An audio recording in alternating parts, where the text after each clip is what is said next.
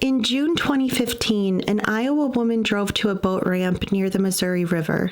She was excited for the first day of summer because she could partake in one of her favorite hobbies, fishing. Less than 1 hour after arriving at the boat ramp, a Game Fish and Parks employee found her body floating near the dock. She had been beaten, cut, and drowned. Almost 10 years later, Alicia Hummel's murder is still unsolved.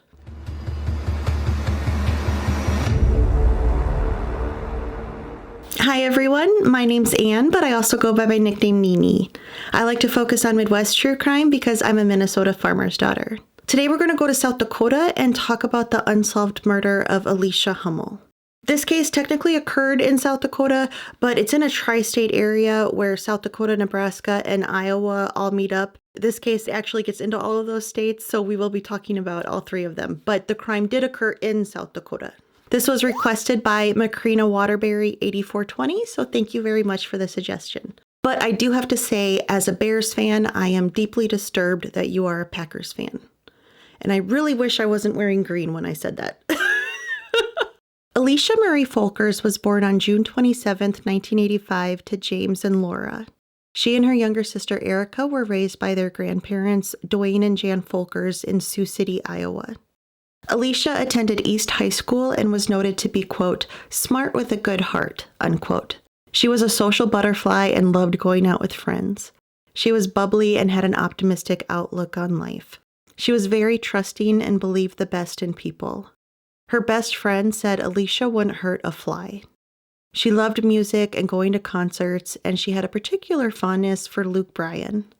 Alicia owned more purses and shoes than a girl probably needed, and she was into fashion and makeup, but she wasn't afraid to get dirty. One of her favorite hobbies was fishing.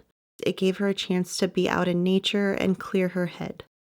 It was one of those relationships I probably will never find again. You called Alicia and Alicia was there. She was the best aunt. Like the best aunt ever. No fear. That's the one thing I always worried about. Just didn't seem to fear things. Alicia was known as a selfie queen. She loved taking pictures and posting on social media.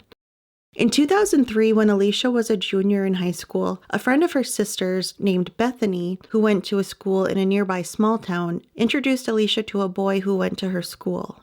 This was Tony Hummel. They fell in love and became high school sweethearts. They went to proms, homecoming dances, and were almost inseparable. In 2004, Alicia started college at South Dakota State University and studied nursing. In her junior year, she decided to enroll in the Air Force to help cover college tuition. Her time in the military was brief, and she was medically discharged during basic training after she suffered a knee injury. Alicia returned to South Dakota State University and graduated in 2009 with a bachelor's in human development, family studies, and psychology. She graduated at the same time as her sister's friend, Bethany. Alicia and Bethany had started to form a strong friendship of their own by this time. Alicia decided to continue her studies and enrolled at the University of South Dakota. In 2012, she earned a Bachelor of Science in Communication Disorders. She often considered going back to college one day to earn a master's degree. On June 30th, 2011, Alicia and Tony got married in Sioux City, Iowa when Alicia was 26. Bethany was Alicia's personal attendant, and Alicia joked that she was her wing woman. The two women grew really close after Alicia's wedding and became best friends. They continued to refer to Bethany as Alicia's wingman. Alicia and Tony made their home in New Castle, Nebraska, which was about 40 miles from Sioux City. In 2013, Alicia got a job as a preschool teacher at the Siouxland Family Center in Dakota City, Nebraska. Alicia looked forward to going to work every morning. She loved working with babies and toddlers and got along very well with her coworkers. But then again, Alicia got along with pretty much everybody. Alicia was looking forward to having children of her own. There was a period in her life when she lost some weight. In a picture she posted on Facebook, she said a pair of pants was too big now, but she was going to keep them to wear when she became pregnant. Unfortunately, her marriage to Tony was struggling. Alicia was madly in love with Tony. She raved about him all the time on social media. But Tony seemed to have checked out of their relationship. Alicia did everything she could to try to be the perfect wife for Tony. She originally studied nursing in college and joined the Air Force because Tony's mom was a nurse and had been in the Air Force. Tony just didn't seem into their marriage. They didn't agree on some things, like Alicia was stricter with money than Tony was. Then one day in 2014, Alicia came home and entered their bedroom and found Tony in bed with another woman. Being cheated on is such a punch in the gut, but to see it with your own eyes had to have been brutal. Alicia told this woman, "Hey, Tony's my husband, get out of my house." But neither Tony or this woman said anything, and they just looked at Alicia. That makes me think this woman knew that Tony was married, and she obviously didn't care. Because if she thought Tony was single, she would have been pissed too at the sight of Alicia, and she didn't say anything. I'm sorry this might be crossing a line, but Tony was a little piece of shit for this. To bring another woman into his marital bed and have sex with her. In the bed where Alicia slept every night. That is gross. Alicia left the house and went to Bethany's and cried her heart out. Her entire world had just crumbled before her eyes. Alicia and Tony decided to separate. Tony moved in with his family, and Alicia moved in with her grandparents in Sioux City. As you could probably guess, this was an incredibly difficult time for Alicia. But despite everything, she didn't want to get divorced. They had been together for 11 years, since they were teenagers. Tony was the love of her life. Her Catholic faith also played a part, and Alicia thought it was taboo to get divorced. She worried what God would think of her if she got divorced, and she was worried she wouldn't be able to take communion. Alicia wanted to go to counseling and try to make their marriage work. She was willing to forgive him for doing this awful thing for the sake of their marriage. Tony, however, didn't put in any effort to save their marriage, and he kept that other woman in his life.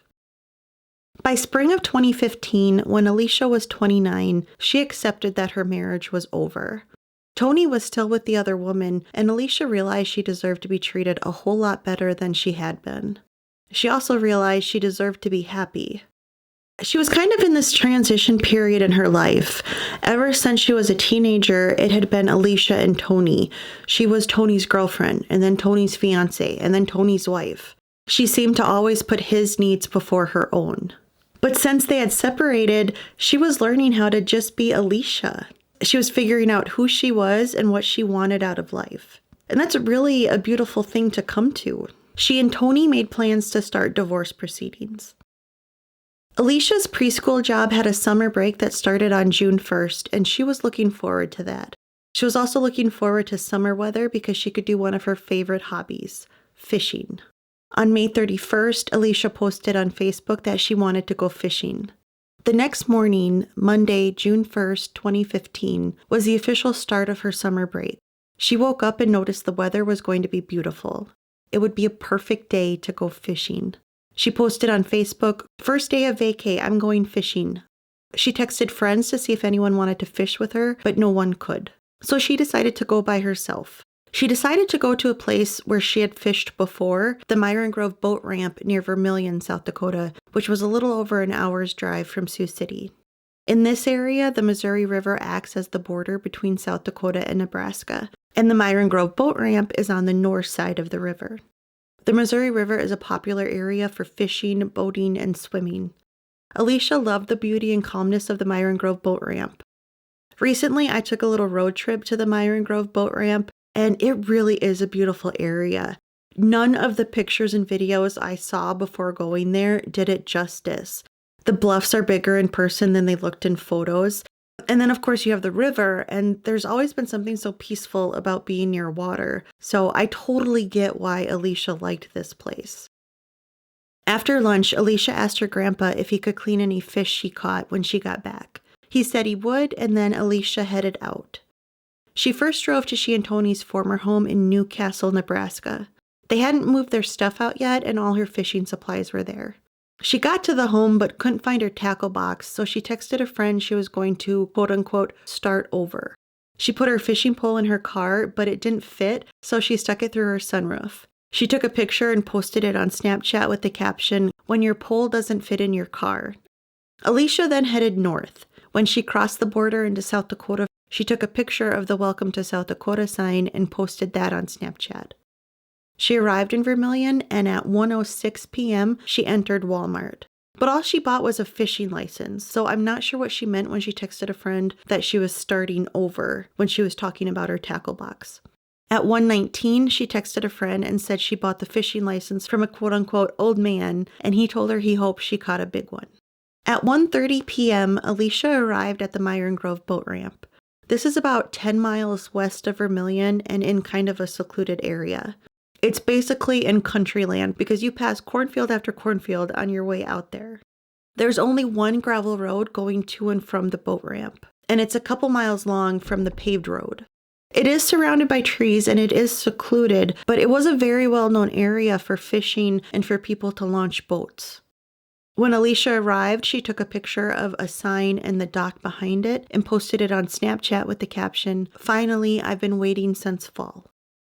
Alicia wasn't alone at Myron Grove that day. She noticed people being intimate in a nearby car. Because at 1:45 p.m., she texted a friend and said, "Apparently it's a nice day to get it on in the car, midday 2, LMAO." To clarify the layout of Myron Grove, there's actually 2 parking lots. When you first come down the gravel road, there's the first parking lot, which seems to be the main parking lot, and then there's a short road through the trees to the second parking lot, and obviously the boat ramp. I don't know which parking lot Alicia parked at that day, and I don't know where the car was parked that she saw. Regardless, that text message was the last time anybody heard from Alicia Hummel. Hours later, her family and friends were worried about her because they hadn't heard from her. She also hadn't posted anything on social media in hours, and she was somebody who constantly texted friends and posted on social media, so the fact that she hadn't done that for a few hours without a heads up was very concerning. Around 5:30 p.m., her grandparents reported her missing. At 2:15 p.m. that day, half an hour after Alicia sent her last text message, a Game Fish and Parks officer drove to the boat ramp to do regular cleanup. As he drove down the gravel road towards Myron Grove, he met a dark-colored car with tinted windows driving away from the boat ramp. It stuck out to him because it had loud exhaust, almost as if something was broken. He got to the boat ramp and only noticed Alicia's car parked there. He got out and walked towards the dock. He then noticed a body floating in the river near the dock. It was Alicia. Around 10:30 p.m., Alicia's family was notified that she had been found murdered. What a horrific phone call. To have the worst possible outcome you can think of be confirmed, that had to break their hearts. Clay County Sheriff Andy House said they do have a lot of evidence, but they haven't shared every detail with the public because it is an open case. They did say that Alicia's car window had been found rolled down and her car keys were on the front seat. Her purse and fishing pole were missing. Her full autopsy hasn't been released to the public or to her family, but they did share a lot of details. The biggest takeaway from Alicia's autopsy is that she had been violently attacked. Her cause of death was drowning, but Alicia's neck had also been cut and she had blunt trauma to her head. The sheriff indicated they didn't know what cutting instrument was used, but they do know what blunt object was used to beat Alicia. A cutting. Cutting? Yep. With a scissors, a knife, or? Well, we don't have that information. And the blunt force, she was hit by something? Yeah. But you don't know what? I can't tell you. You do know? Yes. Yeah. So you know you have the murder weapon, you know what it was? I can't really discuss that. I wonder if it was a rock, because if you stand in Myron Grove and you look around at what would be a weapon of opportunity, the first thing that pops out is a bunch of rocks, especially closer to the shoreline. It really sounds like the killer tried to cut her throat and that didn't kill her, so then they beat her head and that didn't kill her either. So then they dragged her into the river and held her under the water, or maybe she was unconscious from being beat in the head and just put in the water unconscious and drowned that way. Thankfully, if you can use that word when talking about autopsies, Alicia had not been sexually assaulted. It was very obvious that Alicia fought for her life. She had bruises on her arms and hands. One of her fingers was broken. It's likely Alicia scratched her killer's arms during the attack and maybe got some of their DNA under her fingernails. But police have not confirmed nor denied if they collected any DNA from under her fingernails or anywhere else. A pair of men's shoes was found by the dock, and they've been described as shoes you would wear to a restaurant. I've never heard shoes described that way, so I don't know what that means. And I didn't see anything that clarified what the shoes look like. I would almost think, were they like all black shoes or something? Like, if you think what a waiter wears, it's usually black and white. I just don't get what shoes you wear to a restaurant means. It's possible they belong to the killer. Maybe they took their shoes off before they took Alicia into the water because they didn't want to get them wet, but they had to flee before they could put the shoes back on. It is very windy in that area, and there's a farm nearby that has like a buzzing sound. I don't know if it's like a bug zapper or something, but that's kind of constantly humming.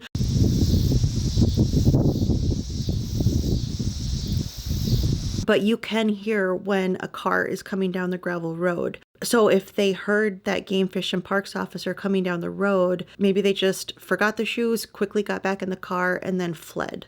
Because the Game Fish and Parks officer did pass a car that was coming away from the boat ramp. And it's possible the shoes have nothing to do with Alicia's murder. Alicia had an open casket at her funeral. They tried to make her look like the Alicia everyone knew and loved, but it was still obvious that she had been brutally beaten. She was dressed in long sleeves to try to hide some of the bruises, and a scarf was around her neck to hide the cut. They had her hands folded, and we could see that one of her fingers was broken, so we knew that she struggled. I am assuming it was to hang on to that phone. That phone was her Bible. It had everything in it. We know she fought. She was beaten. I mean, bruises show. Yeah. Hair was missing. They tried the best they could to make her look good. And at the end of the day, I was glad that it was an open casket because it made it real. It gave people closure. But you could tell she fought. Police asked the public if they were in the boat ramp area between 1 and 3 p.m. that day to come forward in case they saw anything. They also announced they were looking for the owner of a dark car with tinted windows and loud exhaust. The Game Fish and Parks officer had seen this car leaving the boat ramp, and a person who lived in the area told police they had seen it too. Neither of them knew the make or model, but who really pays attention to the make and model of every single car that you pass? As far as what's been released to the public, no one has come forward to say they owned that dark car and that was them that day, and nobody has come forward to say that they were the couple having sex at Myron Grove that day. Police put up cameras in the boat ramp area thinking the killer might return, but police have not revealed to the public if they saw anything suspicious on those cameras. Alicia's husband Tony was looked into immediately, but Tony had a solid alibi. He was 4 hours away in Pierre when Alicia was murdered. Police cleared him as a suspect. It sounds like they don't even think he hired anyone to kill her. They looked into his girlfriend too, the one Tony cheated on Alicia with, and cleared her as well. But there are plenty of people who still think Tony had something to do with Alicia's murder. Alicia and Tony were about to begin divorce proceedings. Maybe Tony didn't want to go through all that and just eliminated her. Some wonder if he didn't want Alicia to get money in the divorce. His family owned a successful house and building moving business, so maybe his family didn't want her to get any part of that business in a divorce.